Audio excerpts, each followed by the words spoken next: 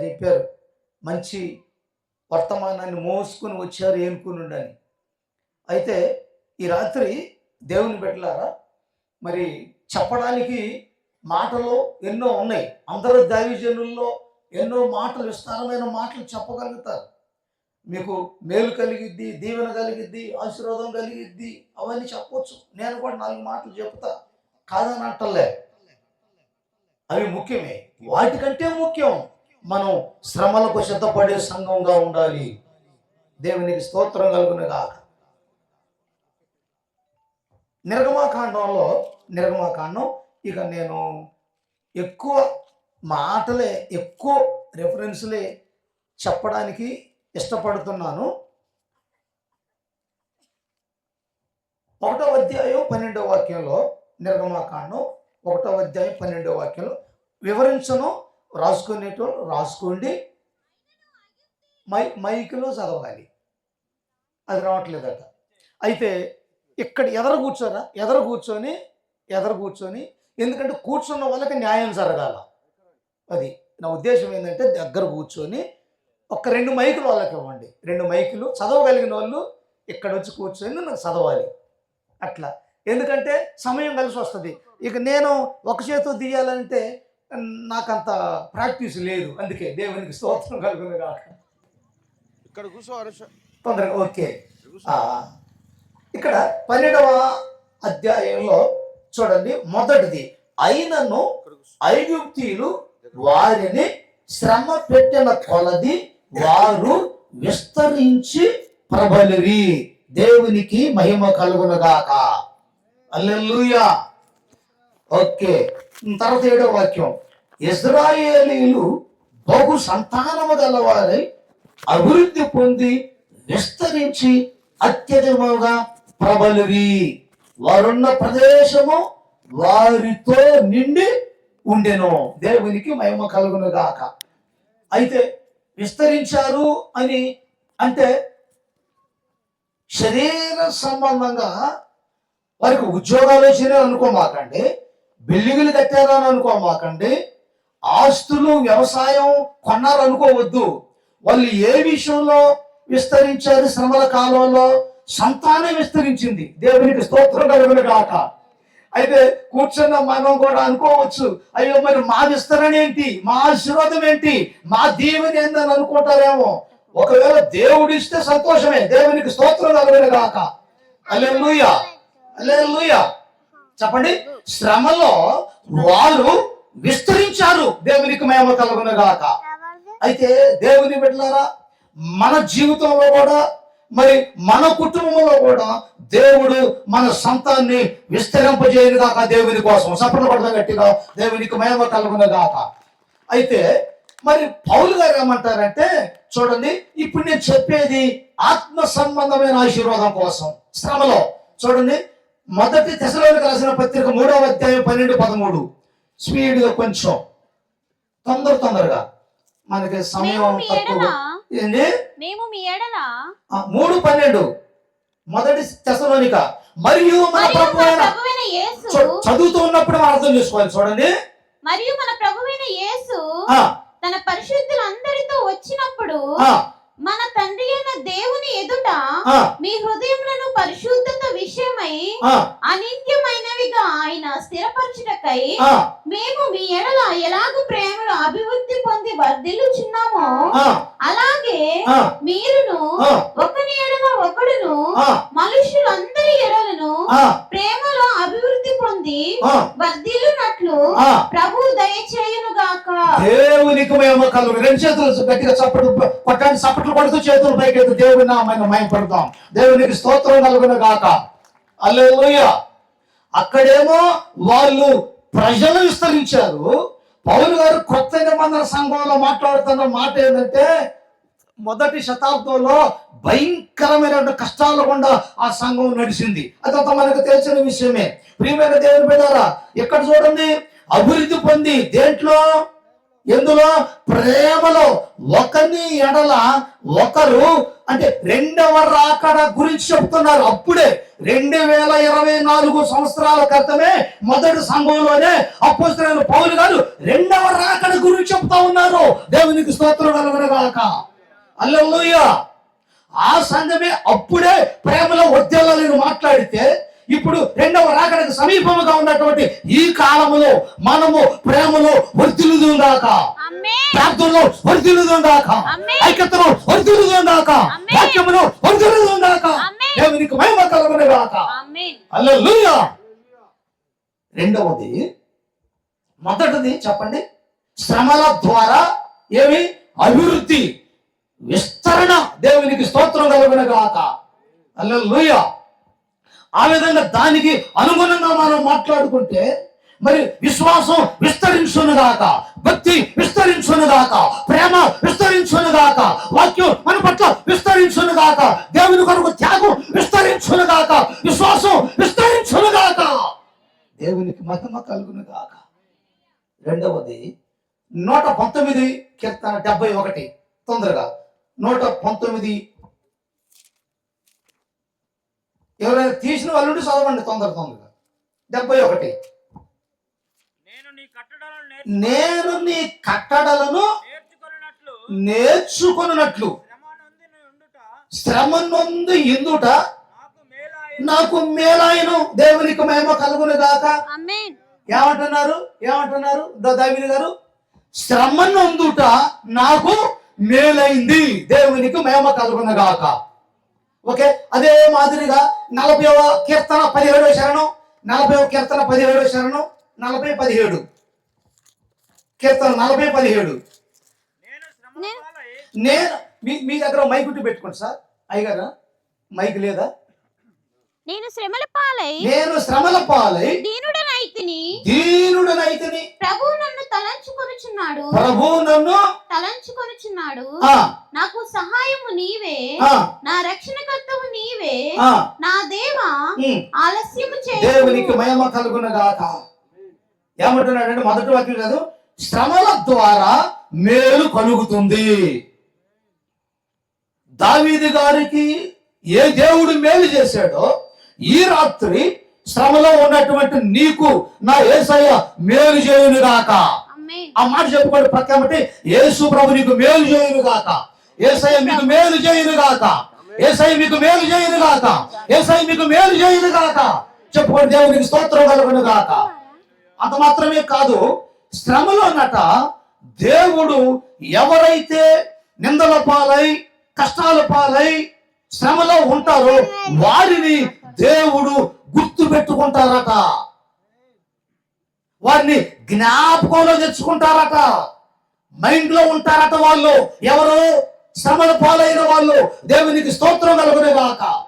హల్లెలూయా, హల్లెలూయా. నాకు సహాయము నీవే, నా రక్షణకర్త నీవే. ఒక్కసారిగా మనం కూడా 2 చేతులు పైకెత్తి, యేసయ్యా చెప్పండి, యేసయ్యా నేను కూడా శ్రమలో ఉన్నానయ్యా, నాకు సహాయం చేయుదురుగాక, నాకు సహాయం చేయుదురుగాక, ఆధ్యాత్మికంగా శరీర ప్రకారంగా సహాయము అందించుదురుగాక. ఓకే, రెండవది శ్రమల ద్వారా ఏం కలుగుతుంది? మేలు.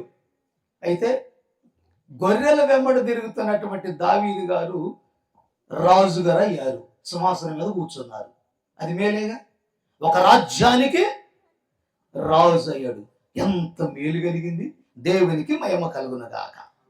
ఓకే, ఆదికాండం 50వ అధ్యాయం 20వ వాక్యంలో కూడా యేసోబు గారి గురించి మనందరికీ తెలుసు. మీరు నన్ను మీరు కీడు చేయ ఉద్దేశించుతారు గాని నేటి దినమున జరుగుచున్నట్లు అనగా బహు ప్రజలను బ్రతికించినట్లుగా అది మేలుకే దేవుడు ఉద్దేశించెను. దేవునికి మహిమ కలుగునుగాక. ఈ మేలులోనే భాగం. వీరిద్దరు, ఈయన గారేమో ఐగుప్తు దేశానికి ప్రధానమంత్రి అయ్యారు, ఆయన యెరూషలేముకి రాజు అయ్యాడు. ఎంత భయంకరమైన మేలు జరిగిందో వాళ్ళకి వర్ణించలేము. అయితే ఇక మనం కొత్త నిబంధనలోనికి వెళితే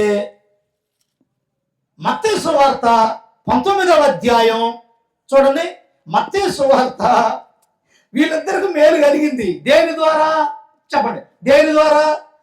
శ్రమల ద్వారా మేలు కలిగింది. దేవునికి మేము కలుగును గాక. 19:27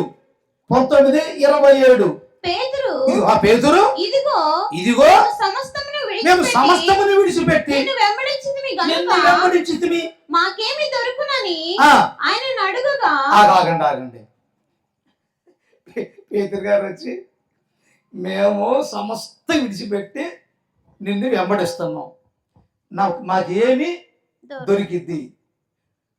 పాత నిబంధనలోనేమో దావీదు గారికి శ్రమల పాలైతే ఆయన రాజుగా చేశావు, యేసోబు గారికి శ్రమల పాలు చేస్తే ప్రధానమంత్రిగా చేసినావు.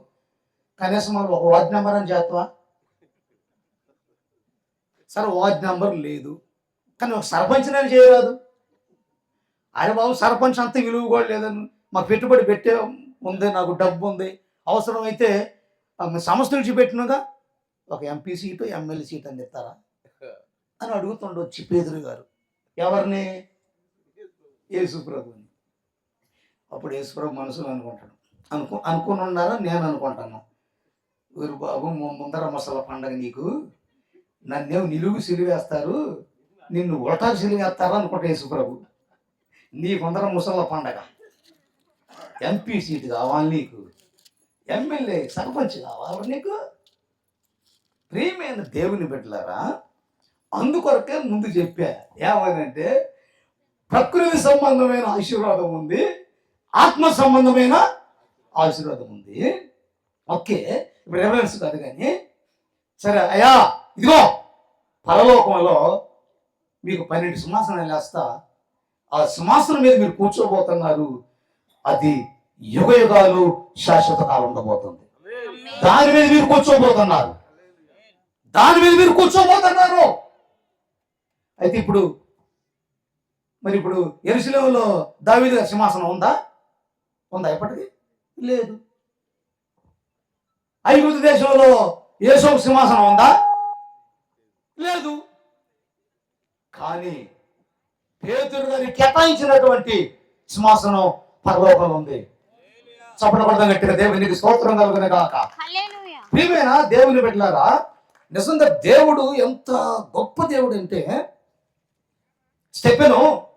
స్టెఫెను రాళ్ళతో కొట్టబడి చంపబడ్డాడు. పరలోకానికి వెళ్తూ ఉంటే సృష్టికర్త అయినటువంటి దేవుడే సింహాసనం మీద నుండి, ఇప్పుడు నేను స్టేజి ఎక్కుతుంటే పాస్టర్ గారు లేచి నిలబడి వందనాలు చెప్పి సెకండ్ ఆహ్వానించారుగా, అదే మాదిరిగా పేతురు మన స్టెఫెను హతసాక్షి చనిపోతూ ఉంటే సింహాసనమైనటువంటి దేవుడే లేచి నిలబడి సెకండ్ ఇచ్చి ఆయన ఆహ్వానించాడు. ఆ అర్హత మనకుందా? ఆ యోగ్యత మనకుందా? అంత సత్తా మనకుందా? ఉండాలని బైబిల్ చెబుతుంది. అందుకొరకే శ్రమలకు మనం తట్టుకోవాలి, సిద్ధపడాలి. శ్రమలో ఉన్నటువంటి ఆశీర్వాదం, శ్రమలో ఉన్నటువంటి ఆనందం, శ్రమలో ఉన్నటువంటి పరిశ్రమమైన దీవెన అది పొందుకున్న వాళ్ళకు మాత్రమే తెలుసు. తింటే రుచెరగా, దిగితే లోచెరగా. దేవునికి మహిమ కలుగునుగాక. హల్లెలూయా. ఓకే, అయితే పౌలు గారు విషయంలో కూడా చూడండి, 9వ అధ్యాయం 15-16 వాక్యం చూడండి. అపోస్తలుల కార్యాలు 9:9. అందుకు చదవండి ఎవరు ఒకళ్ళు. అందుకు ప్రభువు, నీవు వెళ్ళుము, అన్యజనుల ఎదుటను, రాజుల ఎదుటను, ఇజ్రాయేలుల ఎదుటను నా నామము భరించుటకు ఇతడు నేను ఏర్పరచుకొనిన సాధనమై ఉన్నాడు. ఇతడు నా నామము కొరకు ఎన్ని శ్రమలను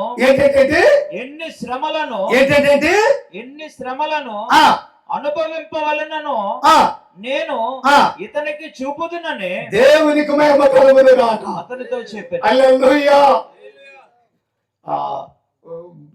బ్రదర్ గారు మంచి అద్భుతమైన మాటలు చెప్పారు. మన దేవుడేమో మనల్ని ఏర్పాటు చేసుకున్నారు. ఈ లోకంలో బయట ఏమో మనుషులు ఏర్పాటు చేసుకుంటారు వాళ్ళని. ఏ ఊడికి నచ్చినో నన్ను ఏర్పాటు చేసుకుంటారు. ఓకే, ఇది ఒక పాయింట్.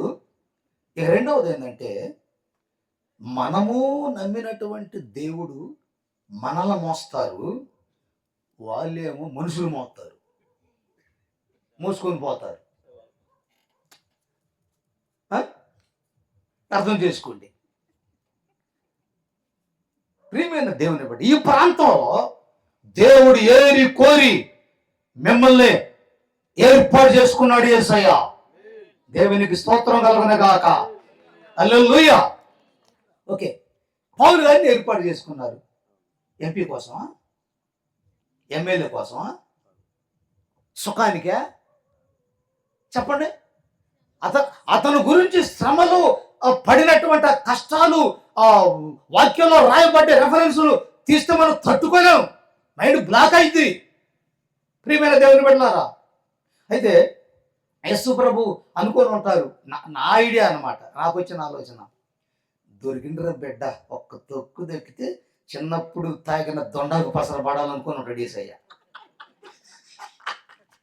అయితే పౌలు గారు ఏం తక్కువ కాదు. పౌలు గారు ఏమనుకుంటా, నువ్వు ఎంత దొక్కినా నేను అంత పైకి లేస్తాను. పౌలు గారు బంతి ఉంది కదా, ఎంత గట్టిగా నాలుగేసి కొడతామో అంత పైకి ఎగిరిద్ది. పౌలు గారు కూడా, నేను కూడా ఎంత తక్కువ కాదు, నువ్వు ఎంత తొక్కితే నేను అంత పైకి ఎక్కుతా ఉంటాను పౌలు గారు అంటాడు. అది అనుభవం ఉందా మనకి ఈ రాత్రి కాల సమయంలో? దేవుని సంగమా, దేవుని సేవకుడా, దేవుని సేవకురాలా, విశ్వాసులారా, రెండవ రాకడ త్వరలో రాబోతుంది. ఎవరైతే శ్రమలకు తట్టుకుంటారో, నిలబడతారో, ఎదుర్కొంటారో, సిద్ధపడతారో వారు మాత్రమే రెండవ రాకడలో ఎత్తబడతారో. చెప్పబడతారు. దేవునికి మేము కలుగునేగాక. హల్లెలూయా. పౌలు గారు చినిగిన బట్టలు వేసుకున్నారు. దేవుని కృపలో అయ్యగారి పైన మోదీ గారు చేశారు. దేవునికి స్తోత్రం కలుగునేగా. అయ్యగారు కోట్ వేశారు. దేవునికి స్తోత్రం కలుగునేగా. మంచి షూ, మంచి కుర్చీలు, టెంట్. ఆ రోజుల్లో మందిరాలు లేవు, అడవుల్లో సంఘాలు, సిస్టం లేదు, లైట్ లేదు, తిండి లేదు, తెప్పలు లేదు, సొరంగరాల దూరి ఎన్ని కష్టాలు, ఎన్ని తెప్పలండి. అయినా వాళ్ళు ప్రార్థనా పరులుగా బ్రతికారు. వాక్య జ్ఞానంలో వాళ్ళు ఎదిగారు. దేవుని బిడ్డలారా, ఎన్ని అంగు ఆర్భాటాలు ఉన్నప్పటికీ భక్తి చేయలేకపోతుంది నేటి క్రైస్తవ సంఘం. వాక్యము విస్తారంగా దొరుకుతున్నప్పటికీ వాక్యములో ఎదగలేకపోతున్నారు. ఇది వాస్తవం. దేవుని కృపను బట్టి మీ సేవకులు మిమ్మల్ని ప్రేమించి 1000 రూపాయలు హెచ్చించి విస్తారమైన వాక్యాన్ని ప్రకటించడానికి ఒక అవకాశం ఇచ్చారు. మీ సేవకులను బట్టి మీరు గట్టిగా చప్పట్లు కొట్టండి. దేవునికి స్తోత్రం కలుగును గాక. దేవుడు ఇంకా ఈ ప్రాంతంలో మీ సేవకులు బలంగా వాడుకొనును గాక. దేవునికి మహిమ కలుగును గాక, బలపరుచును గాక, అభిషేకించును గాక. దేవునికి స్తోత్రం కలుగును గాక. హల్లెలూయా. పక్కన చెప్పుకోండి విశ్వాసంతో. నన్ను ఎంత తొక్కాలని శ్రమలు చూస్తున్నాయో నేను అంత పైకి ఎగులుతా. దేవునికి మహిమ. చెప్పుకోండి అమ్మా, చెప్పుకోండి. శ్రమలను ఎంత తొక్కాలని చూస్తే నేను అంత పైకి ఎగురుతా. దేవునికి మహిమ కలుగును గాక. హల్లెలూయా, హల్లెలూయా. దేవుని బిడ్డలారా, ఓకే. రెండవది ఏంటంటే, శ్రమల ద్వారా ఏం కలుగుతుంది? మేలు కలిగింది. మూడవది చూడండి ఒకసారి. అంత మాత్రమే కాకుండా ఆత్మ సంబంధమైన ఆశీర్వాదం అని చెప్పాను కదా. ఎఫెసీ పత్రిక 1వ అధ్యాయం 3వ వాక్యం. ఎఫెసీ పత్రిక 1వ అధ్యాయం 3వ వాక్యం. యేసుక్రీస్తు యొక్క తండ్రియగు దేవుడు స్తుతింపబడును గాక. ఆయన క్రీస్తునందు పరలోక విషయములలో ఆత్మ సంబంధమైన ప్రతి ఆశీర్వాదమును మనకు అనుగ్రహించెను. గట్టిగా చప్పట్లు కొట్టి ప్రభు నామమున చేతులపైకి దేవునికి స్తోత్రం కలుగును గాక. ఆత్మ సంబంధమైన పరలోక సంబంధమైన ఆశీర్వాదాన్ని దేవుడు అనుగ్రహించాడు. శ్రమలు అనుభవిస్తున్నారు యేసు నామములో పర సంబంధమైన ఆశీర్వాదం అనుభవించుదురుగాక, పొందుకొందురుగాక. దేవునికి మహిమ కలుగునుగాక. హల్లెలూయా, హల్లెలూయా. దేవుని ఒక చరణం పాడరా, చరణం పాడండి అమ్మ, ఒక చరణం పాడండి. ఇప్పుడు మైకులు చదివి ఒక చరణం పాడండి, చరణం పాడండి. నిన్ను నమ్మినట్లు చప్పట్లు కొడదాం, చప్పట్లు కొడదాం.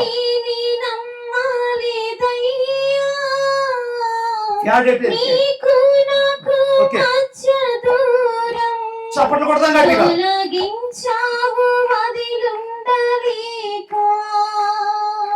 నిన్ను నమ్మినట్లు నేను వేరే ఎవరిని నమ్మలేదయ్యా, నీకు నాకు మధ్య దూరం తొలగించావు వదిలుండలేక. నా ఆనందం కోరేవాడా, నా ఆశలు తీర్చేవాడా, నా ఆనందం కోరేవాడా, నా ఆశలు తీర్చేవాడా, ప్రియులున్న ప్రేమ నీది, నిజమైన ధన్యత నాది యేసయ్యా. అందరూ పాడదాం. ఆమేన్, హల్లెలూయా, హల్లెలూయా, యేసయ్యా, యేసయ్యా. చాలు, ఆమేన్. దేవునికి స్తోత్రం కలుగును గాక. హల్లెలూయా. మూడవది యోబు గ్రంథం 42వ అధ్యాయం చూడండి. యోబు గ్రంథం 42వ అధ్యాయం 15వ వాక్యం. ఆ దేశమంతటను యోబు కుమార్తెలంత సౌందర్యవంతులు కనబడలేదు. చాలు, దేవునికి మహిమ కలుగును గాక. ఎప్పుడు పుట్టినటువంటి పిల్లలు వీళ్ళు శ్రమలు తర్వాత. అయితే శ్రమల ముందు యోబు గారి పిల్లల గురించి సౌందర్యవంతులను రాయబడలే, శ్రమలు తర్వాత సౌందర్యవంతులను రాయబడ్డది. దేవునికి స్తోత్రం కలుగును గాక. హల్లెలూయా. అంటే మనం అర్థం చేసుకునేది ఏంటంటే, ఏ సంఘం అయితే శ్రమలు ఎదుర్కొంటుందో, ఏ భక్తుడైతే శ్రమలు అనుభవిస్తాడో, వాళ్ళు ఆత్మీయ స్థితిలో సౌందర్యవంతులుగా మార్చబడతారు. దేవునికి మహిమ కలుగును గాక. అదే పర సంబంధమైన సౌందర్యం, అదే పర సంబంధమైన ఆశీర్వాదం, పరలోక సంబంధమైన దీవెనాది. ఎఫెసీ పత్రికలో చదివాము. ఓ దేవుని బిడ్డలారా, అసలే శ్రమలో ఉన్నాను, బాధలో ఉన్నా, దుఃఖంలో ఉన్నా, కష్టాల్లో ఉన్నా, అయ్యగారేమో మంచి వర్తమానాన్ని మోసుకొని వచ్చారని చెబితే, నాకేదో ఉద్యోగంలో ఇంక్రిమెంట్ వస్తుందని మాట్లాడతారో అనుకుంటే, ఎకరం తర్వాత ఎకరం కొంటామని అనుకుంటే, బిల్డింగ్ మీద బిల్డింగ్ కడతామేమో అని అనుకుంటే, నీకు శుభం కలుగును గాక, నీకు దీవెన కలుగును గాక, నీకు ఆరోగ్యం కలుగును గాక, నీకు ఆశీర్వాదం కలుగును గాక, నీకు దీవెన కలుగును గాక అని మాటలు చెబుతారేమనుకుంటే, మూలిగే నక్క మీద తాటికాయ పడ్డట్టు ఏనుకుని వచ్చిన అయ్యగారండి శ్రమల గురించి మాట్లాడుతున్నారేంది అని అనుకోవద్దు. ముందుకే అందుకొరకే వాగ్దాన పూర్వమైన వాక్యాన్ని చదివించా, శ్రమల్లో నేను అతనికి తోడై ఉండేదను. దేవునికి స్తోత్రం కలుగును గాక. శ్రమల్లో దావీదు గారికి తోడుగా ఉన్న దేవుడు నీకు తోడుగా ఉండను గాక. శ్రమల్లో యేసోబుకు తోడుగా ఉన్న దేవుడు నీకు తోడుగా ఉండను గాక. శ్రమల్లో యోబు గారికి తోడుగా ఉన్న దేవుడు మనకి తోడుగా ఉండును గాక. దేవునికి మహిమ కలుగును గాక. పరమగీతాల గ్రంథం 1వ అధ్యాయం 5-6 చూడండి. యెరూషలేము కుమార్తెలారా, నేను నల్లని దాననైనను సౌందర్యవంతురాలను, కేదేరు వారి గుడారముల వలెను, సొలొమోను నగరు తెరల వలెను నేను సౌందర్యవంతురాలను. నల్లని దాననని నన్ను చిన్న చూపులు చూడకుడి, నేను ఎండ తగిలిన దానను, నా సహోదరులు. చాలు, దేవునికి మహిమ కలుగును గాక. చూడ మీకు మాట్లాడుతూ ఉంది, నేను నల్లని దాననైనను నేను సౌందర్యవంతురాలను. వాస్తవానికి ఆమె కలర్ ఎరిపే, మా అంత గ్యారంటీ ఏం కాదులే కానీ కలర్ ఎరిపే. ఎండకు వెళ్ళింది, ఎండకు వెళ్ళడం వలన ఆమె కలర్ మారింది. ఎండ శ్రమలకు సాదృశ్యంగా మనం కొంచెం సేపు ఆలోచన చేద్దాం. అక్కడ లేకపోయినా మన ఆలోచన చేసుకుని తప్పే ఉంది, ఇది పెద్ద వ్యతిరేకమే కాదు కదా. వాస్తవం. మరి చాలా మంది చూడండి, ఎండలో పనిచేసే వాళ్ళకి ఇక్కడ ఇక్కడ కొంచెం కలర్ తేడా ఉంటుంది, ఇక్కడ నుంచి ఇట్లా కలర్ తేడా ఉంటుంది. శ్రమ, బాధ, చెమట, ఇబ్బంది. ఆ ఎండలో పనిచేసేటోళ్ళు ఏసీలు కూర్చుంటే ప్రాణం ఎంత హాయిగా ఉంటుంది. అదే మాదిరిగా ఇక్కడ సోలమీతి కూడా శ్రమలకు వెళ్ళింది, ఎండకు వెళ్ళింది, కలర్ మారింది. అయితే ఆమె ఏమంటుందంట ఒక మాట, నేను నల్లదాని అయినప్పటికీ నేను సౌందర్యవంతురాలని. చప్పట్లు కొట్టండి గట్టిగా, దేవునికి స్తోత్రం కలుగును గాక. హల్లెలూయా. నన్ను చిన్న చూపులు చూడొద్దు.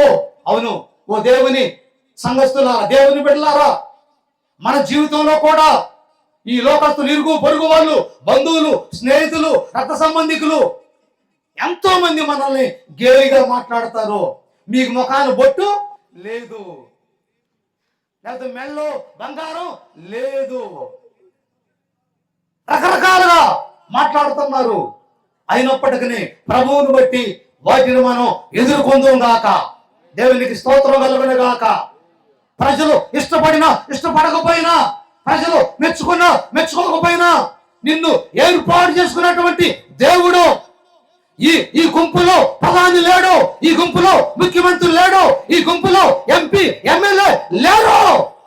ఎన్నిక లేకపోయినా, పేరు ప్రఖ్యాతులు లేకపోయినా, నీ పేరు ప్రఖ్యాపన వాళ్ళకి తెలియకపోయినా, సృష్టికర్త అయినటువంటి దేవుడు నిన్ను ఎన్నిక చేసుకున్నాడు.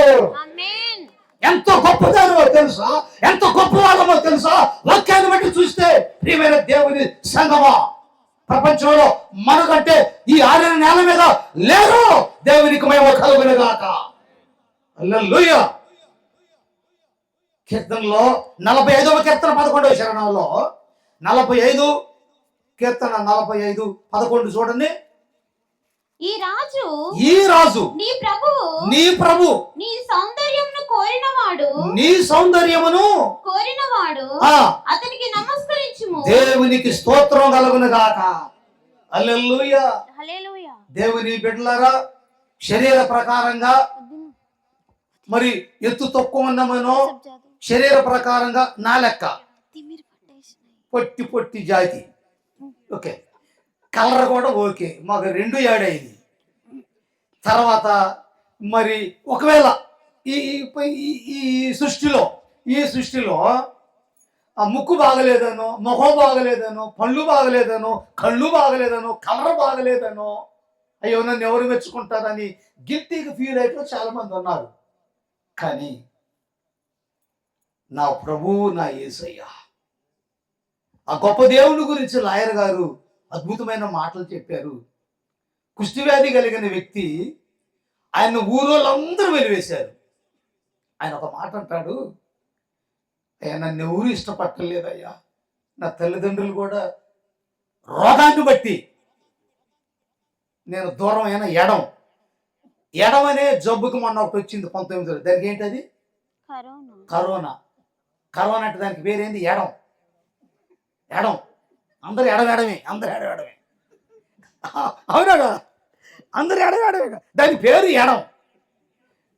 అయితే మనుషులు ఎడమేమో కానీ వాక్యానికి మాత్రం ఎడంగా ఉండకూడదు. మందిరానికి ఎడంగా ఉండొద్దు, ప్రార్థనకి ఎడంగా ఉండొద్దు. దేవునికి స్తోత్రం కలుగుతుంది కాక. అయితే ఏం ఉద్దేశం ఏంటంటే, నన్ను ఎవరు దగ్గరకు రానియట్లేదు. అది కరోనా అనుకుందాం. ఆ సమయంలో ఆయన ఒక మాట అంటాడు, ప్రభువా నీకు ఇష్టమైతే నన్ను శుద్ధిగా చేస్తావా అని అంటాడు. అసలు వచ్చింది ఎందుకు? యేసయ్య ప్రజల చేత వెలువేయించబడి, ఆ రకంగా ఈ రకంగా మాటలోబడి, నలిగిపోయిన వారిని, కృంగిపోయిన వారిని లేవనెత్తడానికి వచ్చిన యేసయ్య, నా కుమారుడా నిన్ను బాగు చేయటం నాకిష్టమే అని ఆ యేసయ్య వారిని కౌగులించుకొని హత్తుకొని ఆ కుష్టి వ్యాధి కలిగిన వ్యక్తిని బాగు చేశాడు యేసయ్య. నా కుమారుడా, నీవు స్వస్థపడటం నాకు ఇష్టమే.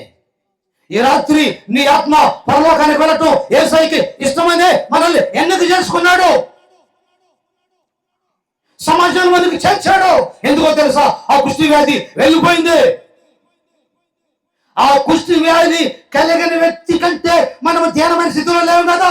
ఆయన కంటే మనం బెటర్ గా ఉన్నాం. ఆయనే ప్రేమించిన యేసయ్య నిన్ను ప్రేమిస్తున్నాడు. నా యేసయ్య చప్పటి దేవునికి స్తోత్రం కలుగునే గాక. హల్లెలూయా. ఎవరు ఇష్టపడినా ఇష్టపడకపోయినా ఒక్కొక్కసారి నీ భర్తే నిన్ను ఇష్టం వచ్చినట్టు మాట్లాడతాడు. ఒక్కోసారి నీ భార్యే నిన్ను అనేహంగా మాట్లాడింది. వాస్తవది. నీ స్నేహితులు, బంధువులు. కానీ నా యేసయ్య నీ ఆత్మీయ సౌందర్యాన్ని కోరిన నా యేసయ్య, ఆయన నీ రాజు, నీ ప్రభు, అతనికి నమస్కరించుదు గాక.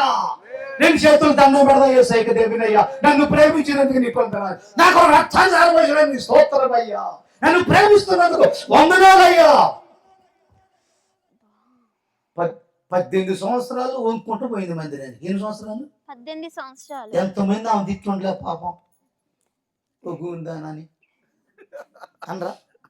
మామూలుగా ఏదైనా లోపం ఉంటేనే దాన్ని బట్టి తిడతారు కదా. ఇప్పుడు మాట వస్తా, నేనంటే నచ్చని వాళ్ళని ఏమంటారు? పొట్టి ఫస్ట్ అనరా అంటారు. కానీ నా యేసయ్య మాత్రం నన్ను భుజాల మీద ఎక్కించుకుంటాడు. దేవునికి స్తోత్రం కలుగును కాదు. హల్లెలూయా. నా అందాన్ని ఇష్టపడ్డాడు నా యేసయ్య. ఆయన దివ్య సుందరుడు. ఎంత అందగాడండి ఆయన. ఎవరైనా సాటి చేయగలుగుతామా? అలాంటి అందము కలిగినటువంటి దేవుడు నిన్ను ఇష్టపడుతున్నాడండి. నీ సౌందర్యాన్ని కోరుకుంటున్నాడండి. ఎవరో తెలుసా? శ్రమలు అనుభవిస్తున్న వాళ్ళ సౌందర్యాన్ని కోరుకుంటున్న దేవుడు. నిందలు అనుభవిస్తున్న వాళ్ళ సౌందర్యాన్ని కోరుకుంటున్న దేవుడు. ఏడుస్తున్న వాళ్ళ సౌందర్యాన్ని కోరుకుంటున్న దేవుడు. సువార్త కొరకు, యేసు కొరకు, మందిరం కొరకు, పరిచర్య కొరకు, సేవలో నిందలు, అవమానాలు ఇవన్నీ అనుభవిస్తున్నారే, వాళ్ళ సౌందర్యాన్ని కోరుకుంటున్నాడు నా యేసయ్య. దేవునికి స్తోత్రం కలుగును గాక. హల్లెలూయా. ఎవరు ఇష్టపడితే, ఇష్టపడకపోతే దేవుని బిడ్డల. లాజరు కురుపులతో ఉన్నాడు. కట్టడానికి బట్టలే తింటే ఉండటానికి ఇల్లు లేదు. పరలోకం గేటు దగ్గర అడుగు పెడితే గేటులు ఓపెన్ అయినాయి. దేవదూతలు ఆహ్వానం పలుకుతా ఉన్నారు. నా యేసయ్య ఆ లాజరుని ఆహ్వానించాడు. దేవునికి స్తోత్రం కలుగును గాక. హల్లెలూయా. పేద లాజరు కంటే నేను దరిద్రుడిగా ఉన్నవాళ్ళు, నేనున్నాను అని ఎవరైనా ఉంటే ఒక్క చెయ్యి ఎత్తన్న మట్టుకు చూస్తా.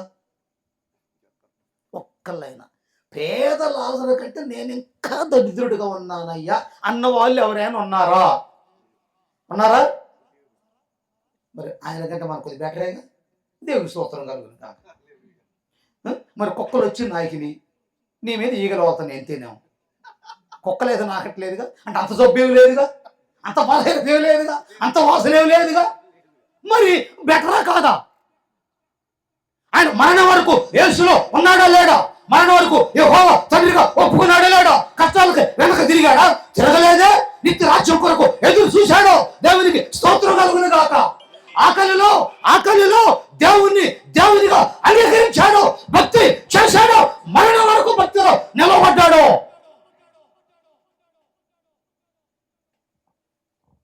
ఆ ఆత్మీయ సౌందర్యాన్ని దేవుడు కోరుకున్నాడు, ఇష్టపడ్డాడు. ఆ అందాన్ని కోరుకుంటున్నాడు దేవుడు. దేవునికి స్తోత్రం కలుగును గాక. మళ్ళీ ఎక్కడ అబ్రహాము రొమ్మును అనుకున్నాడు, ఏ స్టేజీలోకి వెళ్ళిపోయాడండి. ఎంత ప్రమోషన్ వచ్చిందండి లాజరుకు. దేవునికి స్తోత్రం కలుగును గాక. ఓకే, నాలుగవది 1 పేతురు పత్రిక 5వ అధ్యాయం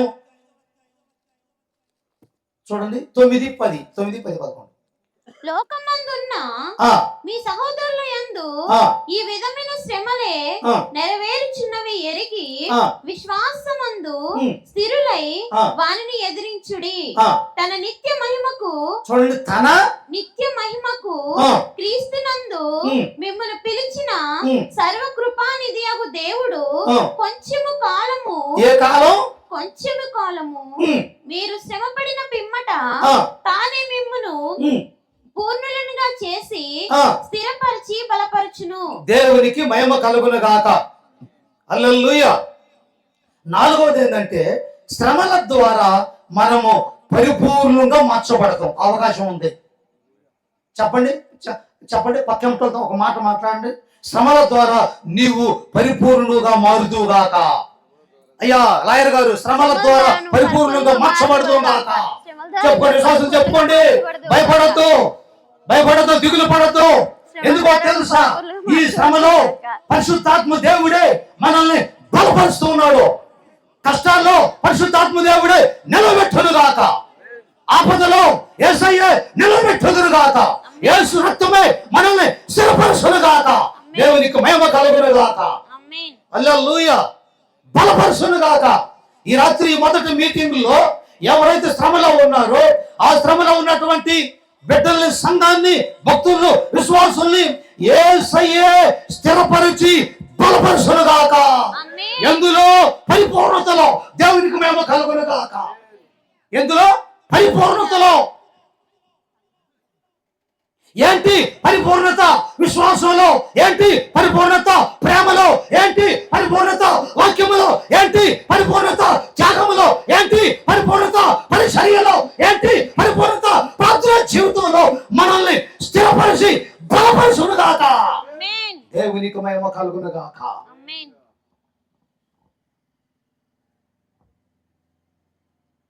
ఐదవది రోమపత్రిక 5వ అధ్యాయం 3-4.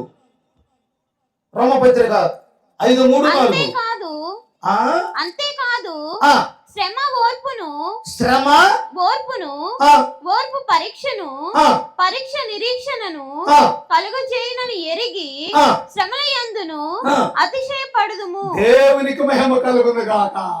చేతులు పైకెత్తండి. యేసయ్యా, మాకు వస్తున్న శ్రమను బట్టి మేము అతిశయపడుతున్నాం అని చెప్పండి గట్టిగా. యేసయ్యా, మాకు వచ్చిన శ్రమను బట్టి మేము సౌండ్ తక్కువ అతిశయపడుతున్నాము. వచ్చింది. సౌండ్ తక్కువ వచ్చింది. దేవుని బిడ్డలారా, లోకస్తులైతే కొందరు రథములను బట్టి, గుర్రములను బట్టి అతిశయపడుతురు. మనమైతే మన దేవుడైన ప్రభువుని బట్టి అతిశయపడుదుగాక. ఆమేన్. దేవునికి స్తోత్రం కలుగునుగాక. హల్లెలూయా. ఎక్కడ అతిశయపడాలట? శ్రమల్లో. ఐదవది, శ్రమల ద్వారా ఓర్పు, సహనం కలుగుతుంది. ఇది అవసరం. ఇది ఖచ్చితంగా 100కి 150% అవసరం. ఏంటది? ఓర్పు. ఏంటది? సహనం. దేని ద్వారా? శ్రమల ద్వారా. దేవునికి మహిమ కలుగునుగాక. హల్లెలూయా. హల్లెలూయా. అయితే మరి సంఘస్థుల్లోనే చాలా మంది, ఒకవేళ పెద్ద సంఘం ఉందనుకోండి, సంఘాన్ని బట్టి అతిశయపడేటోళ్ళు ఉన్నారు. పెద్ద మందిరం ఉందనుకోండి, మందిరాన్ని బట్టి అతిశయపడేటోళ్ళు ఉన్నారు. కారులు ఉన్నాయనుకోండి, కారును బట్టి అతిశయపడేటోళ్ళు ఉన్నారు. మంచి ప్రసంగికుడు ప్రసంగాన్ని బట్టి అతిశయపడవచ్చు. పాటగాడు పాటను బట్టి అతిశయపడవచ్చు. కానీ శ్రమలను బట్టి అతిశయపడుదుగాక అంటున్నారు పౌలు గారు. దేవునికి స్తోత్రం కలుగునుగాక. హల్లెలూయా. హల్లెలూయా. ఒకవేళ సాతాను మన హృదయాల్లో అలాంటి ఆలోచనిస్తే, నీకున్న డబ్బును బట్టో, జ్ఞానాన్ని బట్టో, టాలెంట్ని బట్టో, మందిరాన్ని బట్టో, సంఘాన్ని బట్టో, ఆటగాడవను, పాటగాడవను, ప్రసంగికుడువను, జ్ఞానవంతుడువను, ఇంకొకడువను, ఇంకొక దానివను అతిశయపడకుండా ఉందుగాక.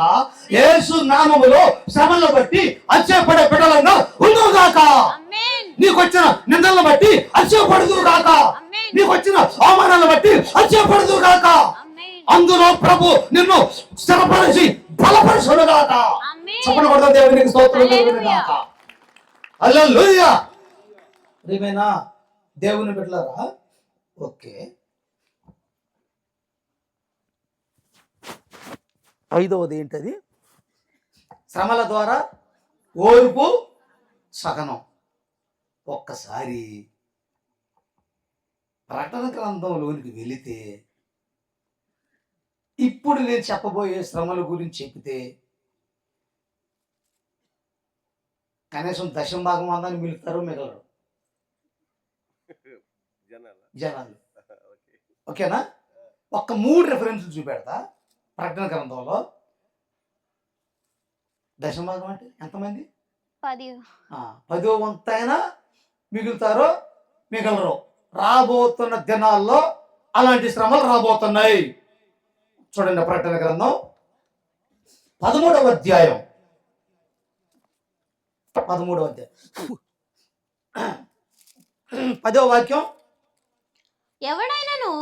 ఎవడైనను చెరపట్టవలెనని ఉన్న ఎడల వాడు చెరలోనికి పోవును. ఎవడైనను ఖడ్గము చేత చంపిన ఎడల వాడు ఖడ్గము చేత చంపబడవలెను. ఈ విషయంలో పరిశుద్ధుల ఓర్పును విశ్వాసమును కనబడును. అమ్మో, ఎవరట వీళ్ళు? ఎవరు వీళ్ళు?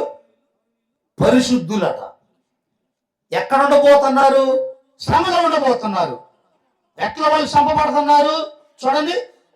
ఎవడైనను వాడు చెరలోనికి పోయే వాళ్ళు, కడగమ చేత చంపబడే వాళ్ళు, ఖడ్గము చేత చంపబడవలెను.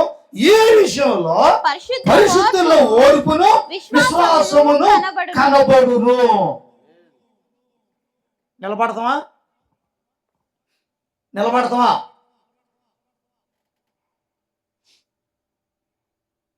ఓకే. అదే అధ్యాయం 17వ వాక్యం చదవండి. మంచిగా వినాలి. 17వ అధ్యాయం. ఆ ముద్ర అనగా ఆ మృగము పేరైనను దాని పేరిట సంఖ్య అయినను గలవాడు తప్ప క్రయ విక్రయములు చేయుటకు మరి ఎవనికి అధికారము లేకుండానట్లును అది వారిని బలవంతము చేయుచున్నది. బుద్ధి గలవాడు మృగం యొక్క సంఖ్యను లెక్కింపనిమ్ము. అది ఒక మనుషుని సంఖ్యే. ఆ సంఖ్య 666. చాలు. దేవునికి స్తోత్రం కలుగును గాక. ఇక్కడే శ్రమ అంటే చూడండి ప్రియమైన దేవుని బిడ్డలారా, క్రయ విక్రయములు చేయుటకు మరి ఎవనికి అధికారం లేకుండానట్లు అది వారిని బలవంతం చేస్తుంది. అంటే మనకి ప్రభుత్వం నుండి వచ్చే పథకాలు ఉండవు. ఆంధ్రాలో ఒక ప్రకటన వచ్చింది చూసారా? యూట్యూబ్లో, పేపర్లో. చర్చీలు ఏ పర్మిషన్ ఉన్నాయి, ఏ పర్మిషన్ లేకుండా కట్టారు, గవర్నమెంట్ స్థానంలో కట్టారా, సొంత స్థలాల్లో కట్టారా అని ఎంక్వైరీ చేయడానికి మొదలు పెట్టారు. అది బ్రేక్ అయింది అనుకోండి, అది ఖచ్చితంగా జరిగిద్ది, అందులో సందేహం లేదు. అయితే పరిశుద్ధులు శ్రమలను ఎదుర్కోబోతున్నారు. విశ్వాసులు శ్రమలు ఎదుర్కోబోతున్నారు. ఆ శ్రమలో పరిశుద్ధుల ఓర్పు కనబడాలి. ఆ శ్రమలో విశ్వాసులు సంఘం సహనం కనబడాలి. కోట బియ్యం రావు. నీవు క్రైస్తవుడు అయినందుకు, యేసుని నమ్మినందుకు, బైబిల్ని పట్టినందుకు నీ ఉద్యోగం తీసేస్తున్నా. జరగబోద్దు వచ్చే రోజుల్లో. నీ కోట బియ్యం లేవు, నీకు రాయితీ ఉండదు. నిలబడతామా? తట్టుకోగలుగుతామా? అంత శక్తి మనకుందా? జరిగిద్ది ఖచ్చితంగా.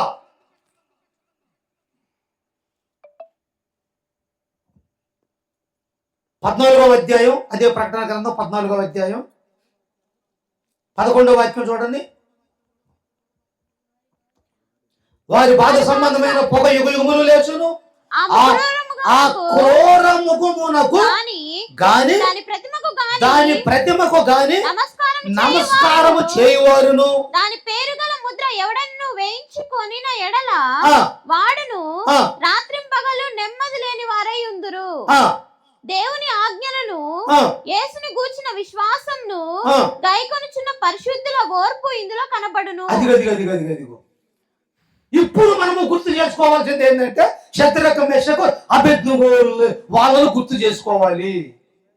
వాళ్ళ ఎదుట ప్రతిమ నిలవబెట్టాడు, మొక్కమన్నాడు, దండం పెట్టమన్నాడు. పెట్టారా వాళ్ళు? మొక్కారా వాళ్ళు? నమస్కారం చేశారా? లేదు.